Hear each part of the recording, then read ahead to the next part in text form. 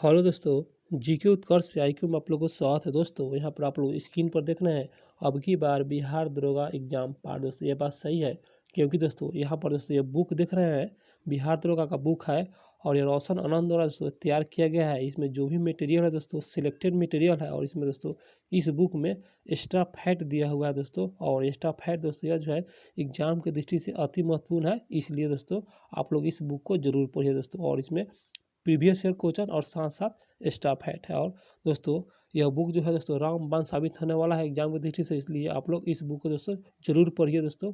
और आप लोग मेरे वीडियो के माध्यम से पढ़ लीजिए या आप लोग बुक खरीद कर पढ़ लीजिए, लेकिन जरूर पढ़िए दोस्तों। तो आइए दोस्तों शुरू करते हैं। आज दोस्तों यह जो है पहला सेट का रिवीजन करेंगे और स्टाफ हैट भी इसमें बताएंगे। तो सीधा आते हैं दोस्तों प्रश्न पर। आप लोग मेरे चैनल को सब्सक्राइब कर लीजिएगा दोस्तों, आप लोग भूलिएगा नहीं, और मेरी वीडियो को लाइक भी कर दीजिएगा दोस्तों। तो यहाँ पर आ चुका है और आज जो शुरू करेंगे यहाँ पर दोस्तों परीक्षा तिथि 16/7/2023 का क्वेश्चन पूछा हुआ है और इसमें एक्स्ट्रा फैक्ट भी बताएंगे और क्वेश्चन भी इसमें कराएंगे दोस्तों। तो आइए दोस्तों सीधा प्रश्न पर, और आप सभी मेरी वीडियो को लाइक कर दीजिए एक बार। तो दोस्तों प्रश्न होगा, क्यू राजधानी है किसका, किस देश का?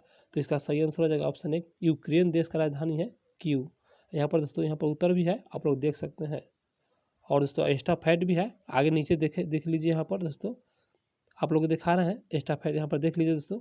देखिए 3 नंबर क्वेश्चन है, यहाँ पर देखिए दोस्तों ये क्वेश्चन है और यहाँ पर देखिए एक्स्ट्रा फैक्ट भी दिया हुआ है। देखिए दोस्तों यहाँ पर एक्स्ट्रा फैक्ट है।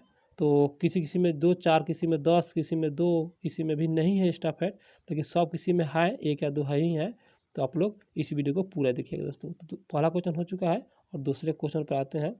तो दूसरा क्वेश्चन है, 1857 के विद्रोह के दौरान जगदीशपुर में इसका नेतृत्व किनके द्वारा किया गया था? तो विद्रोह के दौरान जगदीशपुर में, तो यह जो है इसका आंसर सी, कुंवर सिंह द्वारा किया गया था। जगदीशपुर में कुंवर सिंह द्वारा किया गया था। 1857 के विद्रोह के दौरान नेतृत्व किए थे कुंवर सिंह। आप दोस्तों यहाँ पर इसका आंसर यहाँ पर सी है, तो सी में है 1857 के विद्रोह के दौरान जगदीशपुर में इसका नेतृत्व कुंवर सिंह ने द्वारा किया गया था, जो आगरा के पास जगदीशपुर के एक तबाह और असंतुष्ट जमींदार थे। यहाँ पर स्पष्ट दोस्तों लिखा हुआ है। अगला प्रश्न है, स्पष्ट आकाश नीला दिखाई देता है क्योंकि? इसका कारण यही है दोस्तों। तो यहाँ पर दोस्तों इसका आंसर सी, यहाँ पर देख रहे हैं बैगनी और नीला प्रकाश अन्य सभी रंगों के प्रकाश की तुलना में वायुमंडल द्वारा अधिक प्रकीर्णन होता है, इसलिए दोस्तों आकाश नीला दिखाई देता है। स्पष्ट हो जा रहा है आप लोगों को क्वेश्चन, आप लोगों को लग रहा है अच्छा? तो दोस्तों मेरे वीडियो को लाइक कर दीजिए। यहाँ पर दोस्तों उत्तर में लिखा हुआ है, स्पष्ट आकाश नीला दिखाई देता है क्योंकि बैगनी और नीला प्रकाश अन्य सभी रंगों को तुलना में वायुमंडल द्वारा अधिक प्रकीर्णन होते हैं। यहाँ पर एक्स्ट्रा फैक्ट भी है, बैगनी और नीला रंग के लिए प्रकाश का प्रकीर्णन सर्वाधिक होता है। तो बैगनी और नीला रंग के लिए प्रकाश का जो प्रकीर्णन होता है सबसे अधिक होता है, और लाल रंग के प्रकाश के प्रकीर्णन सबसे दोस्तों न्यूनतम होता है, अर्थात सबसे कम होता है। अगला प्रश्न, हिमालय भालू तथा विशाल पांडा किन जातियों का उदाहरण है? इसका सही आंसर हो जाएगा दोस्तों ऑप्शन डी, सुमेध जातियाँ। सुमेध, तो यहाँ पर लिखा हुआ है IUCN के आंकड़ों के अनुसार हिमालय भालू और विशाल पांडा सुमेध जाति का उदाहरण है। स्पष्ट है, यहाँ पर स्रोत है IUCN वेबसाइट। जिस प्रजाति की वनों में संकटग्रस्त हो जाने की संभावना हो और यदि प्रजाति की संख्या में 10 वर्ष में 50% से अधिक की कमी दर्ज की गई हो, सुमेध प्रजाति के अंतर्गत आती है। स्पष्ट है।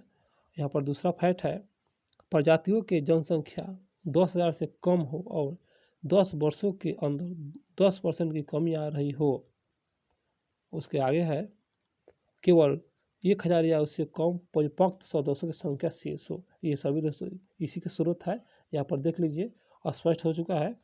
और 5 नंबर प्रश्न पे आते हैं, बहुत आसान सवाल है। भारत की सबसे बड़ी नमक पानी की झील, तो नमक पानी का झील चिल्का झील जो कि है उड़ीसा राज्य में अवस्थित है। और यहाँ पर दोस्तों एक्स्ट्रा फैक्ट भी देख लेते हैं, भारत की सबसे बड़ी नमक पानी की झील चिल्का झील है, बात सही है। और यह उत्तरी सरकार तट अर्थात उड़ीसा में अवस्थित है। यह स्पष्ट हो जा रहा है जो कि ऊटी सरकार तट, और ये दोस्तों ऑप्शन में ऊटी सरकार तट दिया हो तो आप लोग ऊटी सरकार ही लगाएंगे। भारत की सबसे बड़ी लेंगूर एवं खारे पानी का झील है। यह जो है दोस्तों यहाँ पर दोस्तों देख रहे हैं चिल्का झील जो है लेंगूर एवं खारे पानी का झील है। यह रामसर आर्द्र भूमि सूची के अंतर्गत शामिल है। आप लोग याद रखिएगा जो कि यह रामसर आर्द्र भूमि सूची के अंतर्गत शामिल किया गया है। और आगे है सामर झील भारत की सबसे बड़ी अंतः स्थलीय नमकीन झील है। यहाँ पर दोस्तों अंतः स्थलीय अगर नमकीन झील कहे क्वेश्चन पर तो यह हो जाएगा सामर झील। और सर्वाधिक लवणता वाली झील है सामर झील। सर्वाधिक लवणता वाला झील सामर झील स्पष्ट है। अगला प्रश्न दोस्तों, वीडियो अच्छा लग रहा है तो चैनल को सब्सक्राइब कर लीजिए। सोलर सेल बने हुए होते हैं। इसका सही आंसर ऑप्शन सी अर्धचालक का बने होते हैं। और यहाँ पर देख लेते हैं सोलर सेल अर्धचालक के बने होते हैं जो कि सही है। सोलर सेल में मूल रूप से ऐसी पीएन संधि होती है जो सौर विकिरण अपतित होने पर विद्युत वाहक बल उत्पन्न करती है। इनको बनाने के लिए सिलिकॉन का प्रयोग किया जाता है। स्पष्ट है, सिलिकॉन का प्रयोग किया जाता है बनाने के लिए सोलर सेल के लिए। अगला प्रश्न पर आते हैं और थोड़ा पर यहाँ पर है दोस्तों, ऐसे पदार्थ जिनकी विद्युत चालक एवं दोस्तों चालक और चालक पदार्थ के बीच होता है उसे अर्धचालक कहते हैं। दोस्तों यहाँ पर थोड़ा फिर से बता देना है, ऐसे पदार्थ जिनकी विद्युत चालक एवं अचालक पदार्थ के बीच होती है और चालक कहलाते हैं। यहाँ पर जैसे में है सिलिकॉन और जेर्मेनियम, ये सभी और चालक के उदाहरण है। अगला प्रश्न है दोस्तों, द्वितीय विश्व युद्ध में धुरी राष्ट्रों में निम्न में से कौन सा देश शामिल नहीं है। तो यहाँ पर धुरी राष्ट्रों में कौन सा देश शामिल नहीं है, इसका आंसर डी ब्रिटेन जो दोस्तों शामिल नहीं है धुरी राष्ट्रों में। जापान शामिल है, इटली शामिल है और जर्मनी शामिल है। याद रखिएगा जापान, इटली और जर्मनी ये सभी धुरी राष्ट्रों में शामिल है। और दोस्तों यहाँ पर इसका आंसर डी, तो यहाँ पर देख लेते हैं स्टाफहैट। द्वितीय विश्व युद्ध में ब्रिटेन धुरी राष्ट्रों में शामिल नहीं था। सितंबर 1939 को जर्मनी ने पोर्टलैंड पर आक्रमण किया, बाकी सही है, जर्मनी ने पोर्टलैंड पर आक्रमण किया था, सही है। इसके साथ द्वितीय विश्व युद्ध की शुरुआत हुई थी। जब पोर्टलैंड पर आक्रमण किया गया था तो द्वितीय विश्व युद्ध की शुरुआत हुई थी। ग्रेट ब्रिटेन, फ्रांस, अमेरिका सहयोग से यूरोपीय देशों का जो गुट बना वह मित्र राष्ट्र के नाम से प्रसिद्ध था। और धुरी राष्ट्र में शामिल देश जर्मनी, जापान और इटली ये शामिल था। जर्मनी, जापान और इटली धुरी राष्ट्रों में शामिल था। अगला प्रश्न, निम्नलिखित देशांतरों में से कौन सा भारतीय मानक समय में के लिए संदर्भ में माना जाता है। तो इसका आंसर एक 82 यहाँ पर 82 डिग्री 30 पूर्वी, 82 डिग्री 30 पूर्वी दोस्तों यह जो है भारतीय मानक समय के लिए संदर्भ में जाना जाता है। और यहाँ पर दोस्तों स्टाफहैट भी देख लेते हैं। यहाँ पर 82 डिग्री 30 पूर्वी देशांतर रेखा को भारतीय मानक समय के निर्धारण हेतु मानक या मोतर माना जाता है। मानक या मोतर जो कि उत्तर प्रदेश के मिर्जापुर, कुछ स्रोतों में इसे इलाहाबाद के नैनी भी बताया गया है। तो याद रखिएगा दोस्तों यहाँ पर मिर्जापुर या इलाहाबाद के नैनी भी बताया गया है। तो ऑप्शन हिसाब से आप लोग मार सकते हैं। और यहाँ पर भारत मानक समय 5 राज्यों से गुजरता है। भारत का मानक समय उत्तर प्रदेश, मध्य प्रदेश, छत्तीसगढ़, उड़ीसा, आंध्र प्रदेश। अगला प्रश्न है दोस्तों, आप लोगों को बता दें दोस्तों इस वीडियो में दोस्तों सिर्फ जीके से देखेंगे दोस्तों, और इसमें मैथ नहीं देखेंगे दोस्तों। इसे यहाँ पर मैथ बताने में असुविधा होगा इसलिए। तो दोस्तों प्रश्न होगा, बिहार में पहली बार राष्ट्रपति शासन कब लगाया गया था बिहार में। तो इसका सही आंसर हो जाएगा ऑप्शन एक 1968 में राष्ट्रपति शासन लगा था बिहार में। यहाँ पर स्टाफहैट, बिहार में पहली बार राष्ट्रपति शासन 29 जून 1968 को लगाया गया था, जो 26 फरवरी 1969 तक रहा। 26 फरवरी 1969 तक रहा। उस समय बिहार के मुख्यमंत्री भोला पासवान शास्त्री था। तो अब दोस्तों 26 फरवरी 1969 तक रहा। उस समय दोस्तों बिहार के मुख्यमंत्री कौन थे, भोला पासवान। याद रखिएगा दोस्तों, ये क्वेश्चन आ भी सकता है। और बिहार में अब तक कुल 8 बार राष्ट्रपति शासन लग चुका है और अंतिम बार राष्ट्रपति शासन 7। अगला क्वेश्चन होगा दोस्तों, यहाँ पर स्टाफहैट देख लेते हैं। बिहार में पहली बार राष्ट्रपति शासन 29 जून 1968 को लगाया गया था और 26 फरवरी 1969 ईस्वी तक रहा था। आप लोग याद रखिएगा दोस्तों। और उस समय बिहार के मुख्यमंत्री भोला पासवान शास्त्री थे। बिहार में अब तक कुल 8 बार राष्ट्रपति शासन लग चुका है, याद रखिएगा 8 बार बिहार में। अंतिम बार राष्ट्रपति शासन 7 मार्च 2005 से 24 नवंबर 2005 तक। आप लोग याद रखिएगा 7 मार्च से 2005 से 24 नवंबर 2005 तक यह जो है दोस्तों था अंतिम बार राष्ट्रपति शासन। अगला प्रश्न, प्रधानमंत्री पीवीटीजी विकास मिशन से संबंधित है। इसका सही आंसर ऑप्शन सी आदिवासी समूह जो है संबंधित है। तो आइए स्टेप फैक्ट देख लेते हैं। प्रधानमंत्री पीवीटीजी विकास मिशन आदिवासी समूहों का आर्थिक सामाजिक विकास संबंधित है। पीवीटीजी का फुल फॉर्म यहाँ पर लिखा हुआ है दोस्तों, पार्टिकुलर यह जो है वल्नरेबल ट्राइबल ग्रुप्स। और यहाँ पर स्टाफ हेड भी है।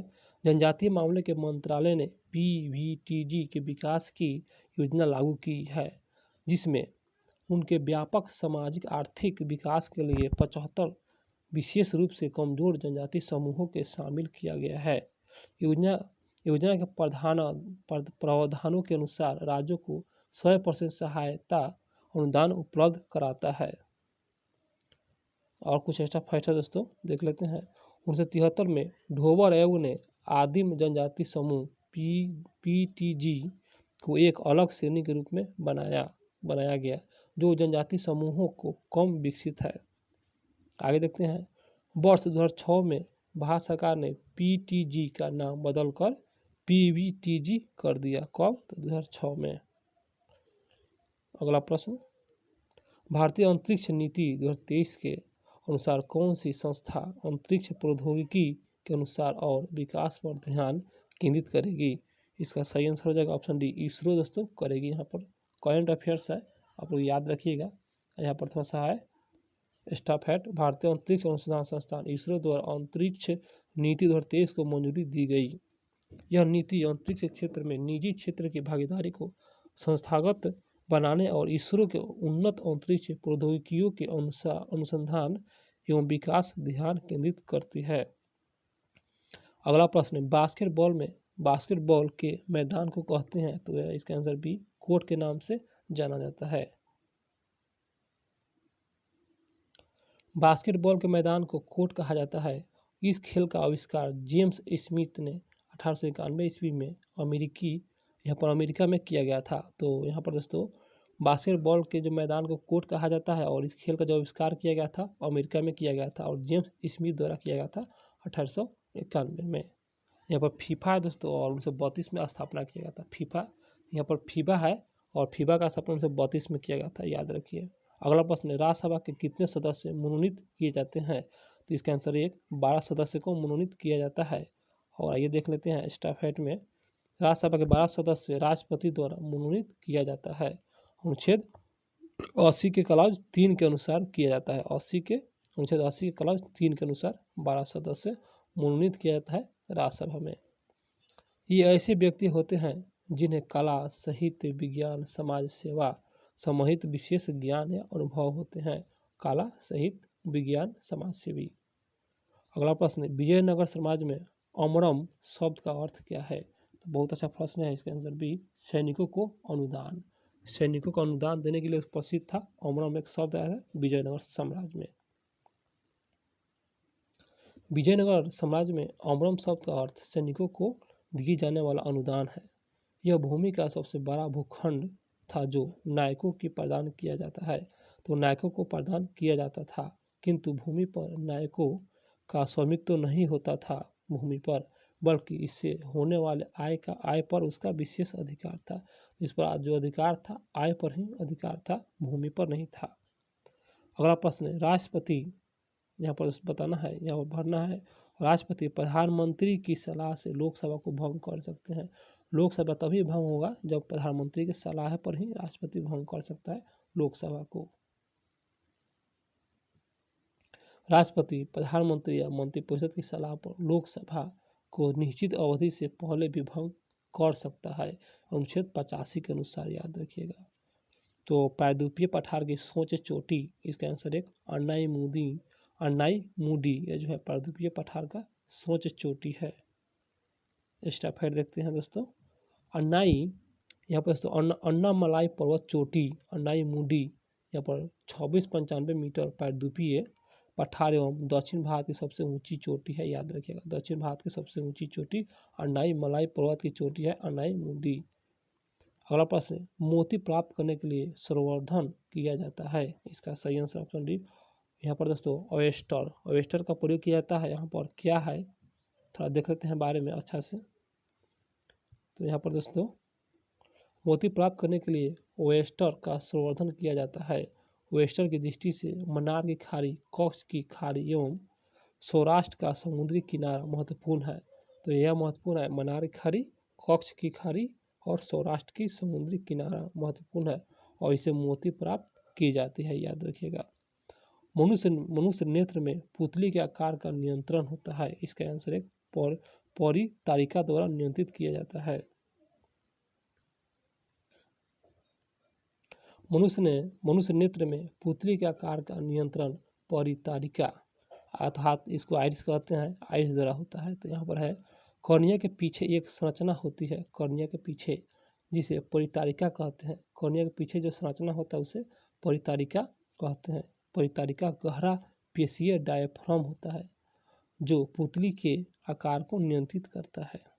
अगला प्रश्न, निम्न में केंद्रीय प्रवृत्ति का कौन सा मान सभी अवलोकन पर आधारित नहीं है। तो आइए देखते हैं। तो यहाँ पर दोस्तों इसका आंसर सी गुणोत्तर। यहाँ पर गुणोत्तर माध्य जो है यह आधारित नहीं है। केंद्रीय प्रवृत्ति का कौन सा मान सभी अवलोकन पर आधारित नहीं है, गुणोत्तर माध्य आधारित नहीं है। और इसके बाद देख लेते हैं स्टाफेट में, निम्न में से केंद्रीय प्रवृत्ति का गुणोत्तर माध्य का मान अवलोकन पर आधारित नहीं है। तो यहाँ पर दिया हुआ है डिटेल में दोस्तों, केंद्रीय प्रवृत्ति और औसत के 5 सांख्यिकीय माप है। समांतर माध्यम, माध्यिका, बहुलक, ज्यामितीय माध्य और हरात्मक माध्य। ये सभी दोस्तों यहाँ पर उपयुक्त 5 में से 3 सर्वाधिक प्रचलित औसतें हैं, जबकि अन्य 2 ज्यामितीय माध्य और हरात्मक माध्य औसतें विशिष्ट परिस्थितियों में उपयुक्त होते हैं। उसके बाद देख लेते हैं दोस्तों, थोड़ा सा ज़्यादा नहीं है स्टेप है, थोड़ा सा और है। केंद्रीय प्रवृत्ति का माप इस बात का आभास दिलाता है कि आंकड़े किस स्थान पर केंद्रित है, किंतु आंकड़े को समुचित अर्थ विवेचन के लिए यह भी पता होना चाहिए कि आंकड़ों कि कितना बिखराव है या केंद्रीय प्रवृत्ति के माप के चारों और किस प्रकार एकत्रित है। तो अतः सही उत्तर गुणोत्तर माध्य होगा। तो यहाँ पर दोस्तों क्लियर बताया हुआ है, यहाँ पर देख लीजिए एनसीईआरटी के अनुसार। अगला प्रश्न 22 नंबर क्वेश्चन, अधिक अपवर्तनांक वाला माध्य। तो दोस्तों इसका आंसर एक दूसरे माध्य की अपेक्षा प्रकाशित सघन, दूसरे माध्य की अपेक्षा प्रकाशित सघन। दोस्तों अगला प्रश्न पाते हैं, स्टाफेट नहीं देखेंगे, स्टाफेट दोस्तों कुछ खास नहीं था। अगला प्रश्न, सतलुज तथा काली नदी के मध्य हिमालय जाना जाता है। तो इसका सही आंसर हो जाएगा ऑप्शन एक कुमाऊं हिमालय। सतलज और काली नदी के मध्य हिमालय जो है कुमाऊं हिमालय है। सतलुज तथा काली नदी के मध्य हिमालय को कुमाऊं हिमालय के नाम से जाना जाता है। नदी घाटियों के आधार पर सर सिडनी बुरांड द्वारा हिमालय पर्वतीय प्रदेशों का निम्न 4 प्रदेशित विभाजन है। यहाँ पर दोस्तों तो यहाँ पर प्रदेशित विभाजन, लंबाई और विस्तार देख लेते हैं दोस्तों सभी को अच्छा से, ताकि याद हो जाए और आप लोग याद भी कर लीजिएगा। तो पंजाब हिमालय 560 किलोमीटर इसका लंबाई है और विस्तार जो है सिंधु और सतलज नदियों के मध्य है। पंजाब हिमालय सिंधु और सतलज नदियों के मध्य है।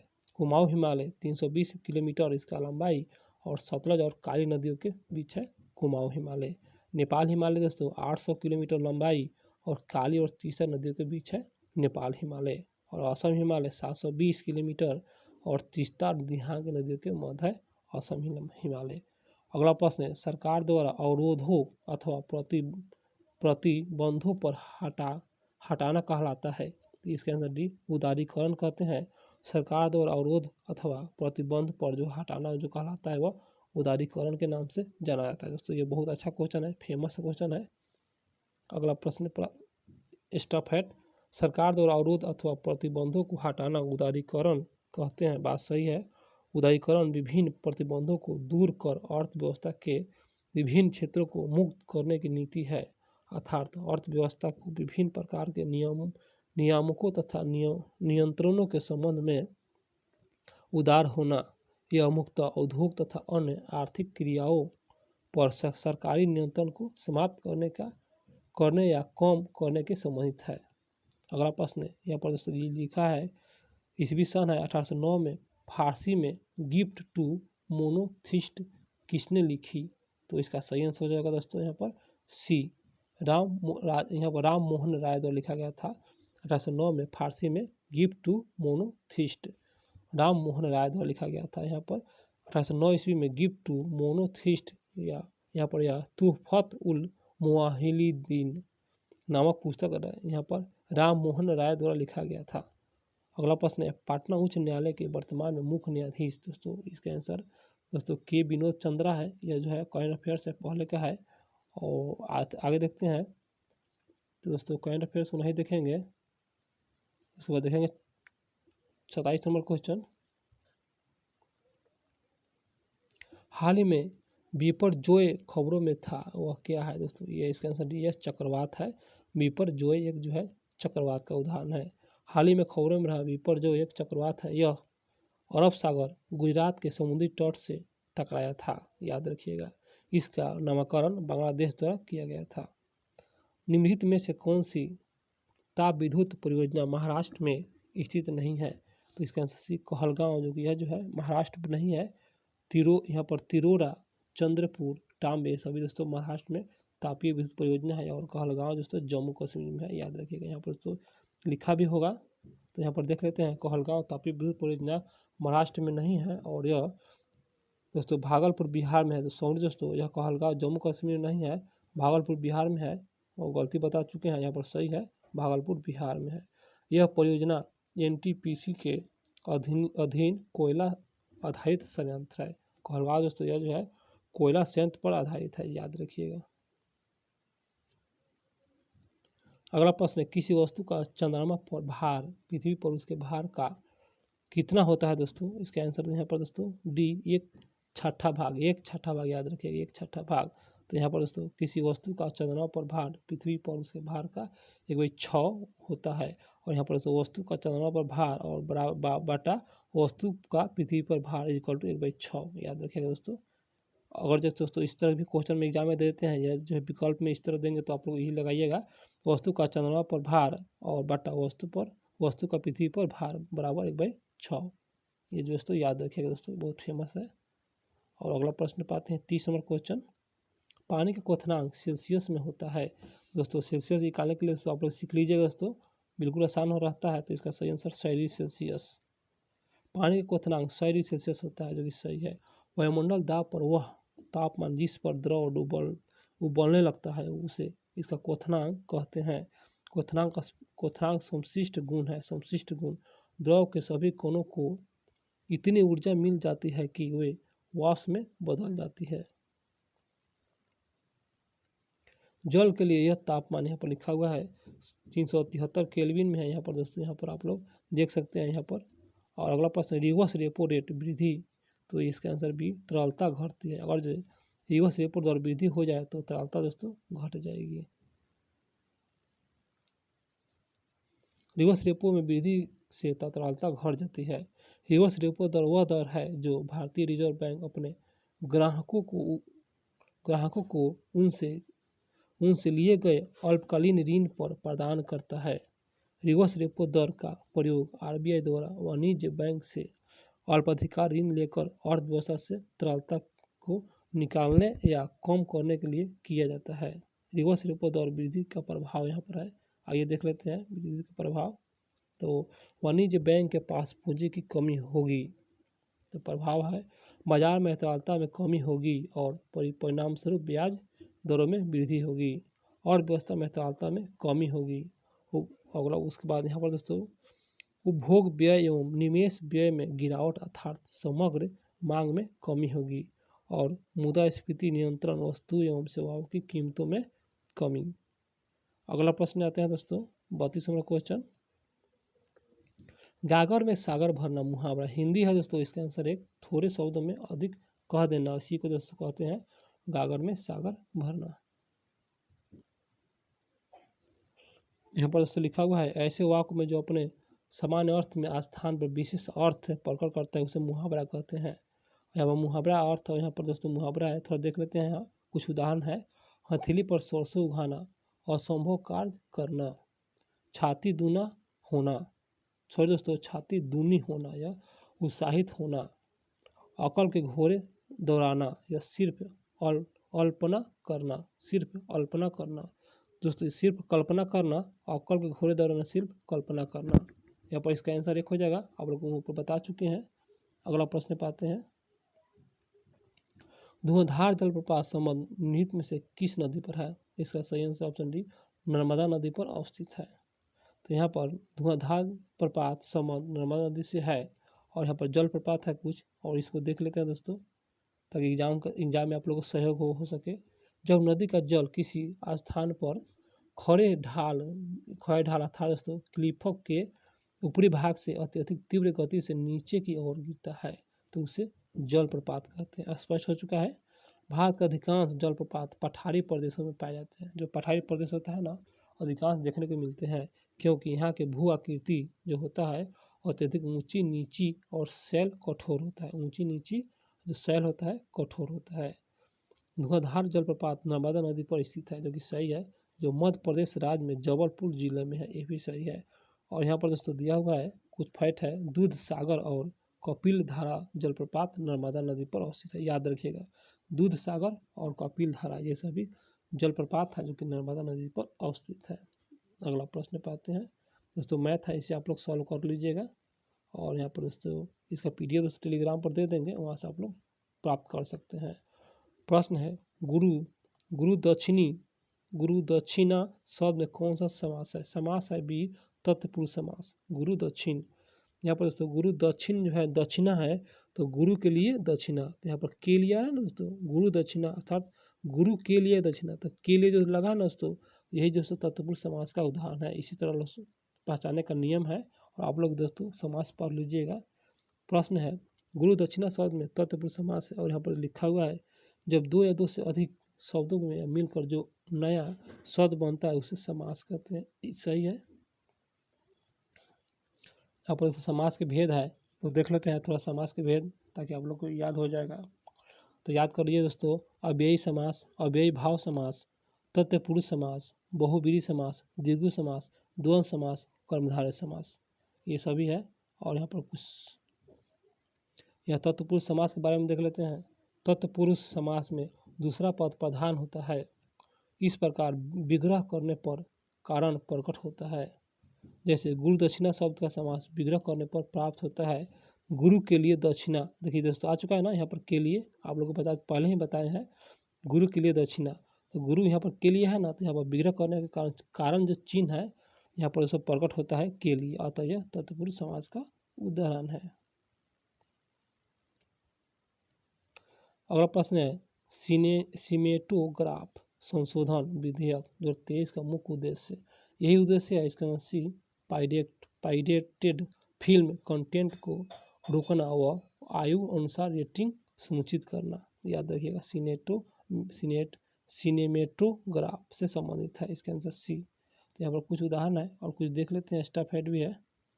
तो यहाँ पर है, सिनेमेटोग्राफ संशोधन विधेयक 2023 का मुख्य उद्देश्य पायरेटेड फिल्म कंटेंट को रोकना व आयु अनुसार रेटिंग सुनिश्चित करना। इस विधेयक की घोषणा सूचना प्रसारण मंत्रालय अनुराग ठाकुर ने किया था। याद रखिएगा, प्रसारण मंत्रालय है, अनुराग ठाकुर, इन्हीं के द्वारा किया गया था यह सूचना। अगला प्रश्न, निम्न में से किसका उपयोग कांच पर लिखने के लिए किया जाता है? तो कांच पर लिखना हाइड्रोजन फ्लोराइड, हाइड्रोजन फ्लोराइड का उपयोग कांच पर लिखने के लिए किया जाता है। और यहाँ पर है, हाइड्रोजन फ्लोराइड का उपयोग कांच पर लिखने के लिए किया जाता है। कांच पर नक्काशी करने के लिए हाइड्रोजन फ्लोराइड HF का उपयोग किया जाता है। इसका अन्य नाम भी है फ्लोरोहाइड्रिक, हाइड्रोफ्लोरिक तथा हाइड्रोनियम फ्लोराइड, ये सभी यह जल में हाइड्रोजन का विलयन है, याद रखिएगा। अगला प्रश्न पाते हैं, 38 नंबर क्वेश्चन, 1915 में भारत लौटने के बाद गांधी जी ने दोस्तों यहाँ बताना है, गांधी जी ने कठियावाड़ा किसान की तरह कपड़े पहनने का निर्णय लिए थे। तो यहाँ पर इसको भरा जाएगा कठियावाड़ा किसान। तो यहाँ पर 1915 में भारत लौटने के बाद गांधी जी ने कठियावाड़ी किसान की तरह कपड़े पहनने के लिए निर्णय लिए थे या निर्णय लिया। यहाँ पर 1915 में भारत लौटने के बाद गांधी जी ने कठियावाड़ी किसान की तरह कपड़े पहनने के निर्णय लिए और 1921 में जाकर उन्होंने वह छोटी धोती धारण की। छोटी धोती याद रखिएगा, 1921 में धारण किए थे महात्मा गांधी, जिसे वे आजीवन पहनते थे, पूरा आजीवन पहने थे दोस्तों। एनसीईआरटी के अनुसार दोस्तों यहाँ पेज नंबर भी लिखा हुआ है और सर के द्वारा लिख दिया गया है ताकि आप लोग देख सकें। अगला प्रश्न है, मध्यकाल में समांतर को उसका लोड जो जमीन देता है वह कहलाती है। इसका आंसर बी फीप के नाम से जानते हैं, फीप। यहाँ पर दोस्तों मध्यकाल में समांतर को उनका लोड जो जमीन देता था वह फीप कहलाता था, जो सही है। निम्न में से कौन सा मिश्रण नहीं है, मिश्रण बताना है। तो यहाँ पर दोस्तों अश्वित जल जो कि मिश्रण नहीं है, वायु मिश्रण है। आयोडीकृत नमक भी मिश्रण है, आप लोग जानते होंगे। और यहाँ पर दूध मिश्रित पेय, ये सभी मिश्रित है। और यहाँ पर अश्वित जल मिश्रित नहीं है। तो अश्वित जल मिश्रित नहीं है और शेष सभी मिश्रित है। अश्वित जल एक यौगिक है, याद रखिएगा। अश्वित वह पदार्थ है जो 2 या 2 से अधिक तत्वों के नियत अनुपात में रासायनिक तौर पर संयोजन बनता है। और जल अश्वित, यहाँ पर लिखा हुआ है जल अश्वित मीथेन चीनी नमक आदि ये सभी दोस्तों संबंधित है, इसका उदाहरण है। अगला प्रश्न है, एक देश में एक विशेष वर्ष के दौरान उत्पादित सभी अंतिम वस्तुओं व सेवाओं को कुल मूल्य को कहा जाता है। इसका आंसर डी सकल घरेलू उत्पादन कहते हैं। एक देश में एक विशेष वर्ष के दौरान यह कहाएगा सकल घरेलू उत्पादन। और यहाँ पर थोड़ा सा है एक्स्ट्रा फैक्ट देख लेते हैं। किसी अर्थव्यवस्था में एक विशेष वित्तीय वर्ष में उत्पादित सभी वस्तुओं एवं सेवाओं को अंतिम मौद्रिक मूल्य उसका सकल घरेलू उत्पादन अर्थात जीडीपी कहलाएगा।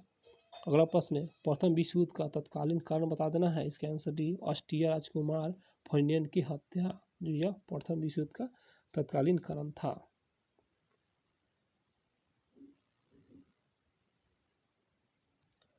और दोस्तों यहाँ पर एक्स्ट्रा फैक्ट भी है, प्रथम विश्व युद्ध का तत्कालीन कारण यहाँ पर दोस्तों 28 जून 1914 को ऑस्ट्रिया राजकुमार फर्डिनेंड की हत्या थी, याद रखिएगा 28 जून 1914। और उसके बाद इस घटना को सिराजोवा हत्याकांड के भी नाम से जाना जाता है, याद रखिएगा सिराजोवा हत्याकांड।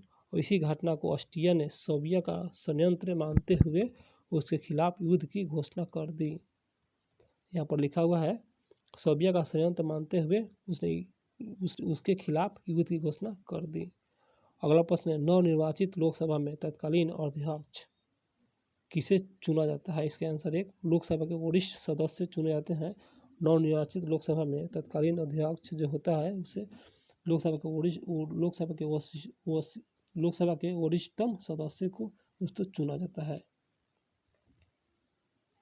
अगला प्रश्न पाते हैं, यहाँ पर दोस्तों लिखा हुआ स्टाफ है, तो नवनिर्वाचित लोकसभा में तत्कालीन अध्यक्ष के रूप में लोकसभा के वरिष्ठतम सदस्य को चुना जाता है। और यहाँ पर प्रो टेम स्पीकर की नियुक्ति राष्ट्रपति द्वारा की जाती है। कौन सा देश G20 का सदस्य नहीं है। बांग्लादेश नहीं है और भारत है। G20 तुर्की है और फ्रांस है। और यहाँ पर बांग्लादेश G20 का सदस्य नहीं है। G20 और G20 का गठन 1999 में हुआ था। एशियन वित्तीय संकट के बाद वित्त मंत्रालय और केंद्रीय बैंकों के गवर्नर के लिए वैश्विक आर्थिक और वित्तीय मुद्दे पर चर्चा करने के लिए एक मंच के रूप में की गई। G20 19 देश, अफ्रीकन यूनियन, दोस्तों टोटल देश 19 है, याद रखिएगा G20 में। अफ्रीकन यूनियन और यूरोपियन संघ मिलाकर कुल 21 सदस्य, और यहाँ पर मिलाएंगे अफ्रीका यूनियन और यूरोपीय संघ के मिलाकर टोटल 21 सदस्य हैं। यहाँ पर याद रखिएगा। यहाँ पर दोस्तों टोटल सदस्य के बारे में लिखा हुआ है, आप लोग इसे पढ़ सकते हैं। अगला प्रश्न पाते हैं, निम्न में से कौन सा पादप युग में उभयलिंग पूप से है। उभयलिंग पूप से, इसका आंसर एक यह जो है गोरहर और सरसों यह जो है उभयलिंग पूप से होते हैं, याद रखिए गोरहर और सरसों। गुड़हल और सरसों पादप युग में उभयलिंग पुष्प होते हैं। जब पुष्प में पुंकेसर एवं स्त्री केसर दोनों उपस्थित होते हैं तो उन्हें उभयलिंग पुष्प कहते हैं। दोस्तों यहाँ पर लिखा हुआ है स्पष्ट, पुंकेसर और स्त्री केसर दोनों उपस्थित होते हैं तो यह उभयलिंग पुष्प कहलाते हैं। जैसे यहाँ पर लिखा हुआ है गुड़हल, सरसों। जब पुष्प में पुंकेसर अथवा स्त्री केसर में कोई एक जनांग उपस्थित होते हैं, कोई एक दोस्तों, यह जो पुष्प एक लिंगी कहलाता है। जैसे पपीता और तरबूजा, याद रखिए पपीता और तरबूजा ये सभी एक लिंगी का उदाहरण है। अगला प्रश्न, टोक्यो ओलंपिक में सुमित नागल ने यहाँ पर दोस्तों किस क्षेत्र में भारत का प्रतिनिधित्व किए थे? तो वह इसका आंसर सी, टेनिस के क्षेत्र में भारत का प्रतिनिधित्व किए थे यह सुमित नागल, और टेनिस से संबंधित है, याद रखिएगा। टोक्यो ओलंपिक में सुमित नागल ने टेनिस में भारत का प्रतिनिधित्व किया था। अगला प्रश्न है, भौगोलिक अनुसंधान में किस देश ने यूरोपीय को नेतृत्व प्रदान किया था? इसका आंसर डी, पुर्तगाल द्वारा किया गया था। आते हैं दोस्तों एक्स्ट्रा फैक्ट है, भौगोलिक अनुसंधान में पुर्तगाल ने यूरोपियों को नेतृत्व प्रदान किया था। और यहाँ पर यूरोप ने 15वीं शताब्दी में अंतर्राष्ट्रीय व्यापार और बाद में वाणिज्यिक गतिविधियों के युग में प्रवेश किया। और यहाँ पर लिखा है, यह पुर्तगाली और स्पेनवासी थे जिन्होंने 15वीं और 16वीं शताब्दी की शुरुआत में एक नए समुद्री मार्ग की खोज की और बीड़ा उठाया। दोस्तों ये आप देख सकते हैं, समुद्री मार्ग आप समझ सकते हैं आप लोग। और यहाँ पर यात्राओं को प्रोत्साहित किया और प्रारंभिक औपनिवेशिक समाज का गठन किया। यहाँ पर पुर्तगाली दोस्तों यहाँ पर लिखा हुआ है, आप लोग फिर से देख रहे हैं, बता रहे हैं आप लोगों को। पुर्तगाल के राजकुमार हेनरी द नेविगेटर के नेतृत्व में इसकी शुरुआत की गई। इसी समय बार्थोलोम्पिया डियाज पुर्तगाली व्यापारी द्वारा 1488 में केप ऑफ गुड होप की खोज की, जो कि अफ्रीका महाद्वीप का सबसे दक्षिणी बिंदु है। इसके उपरांत दोस्तों कोलंबस स्पेन और 1498 में अमेरिका की खोज की तथा वास्को डी गामा पुर्तगाल द्वारा 1498 इसमें भारत के समुद्री मार्ग की खोज की। दोस्तों बहुत मस्त क्वेश्चन है दोस्तों, और यहाँ पर शोध के अनुसार देख सकते हैं। यहाँ पर दोस्तों अगला प्रश्न पाते हैं, तो विधान परिषद वाले राज्यों की विधान परिषद के सदस्यों की कुल संख्या उस राज्य की विधानसभा के सदस्यों की कुल संख्या के कितना अधिक नहीं होगा? तो इसका आंसर बी, 1/3 अधिक नहीं होगा। तो यहाँ पर देख लेते हैं एक्स्ट्रा फैक्ट भी दिया हुआ है।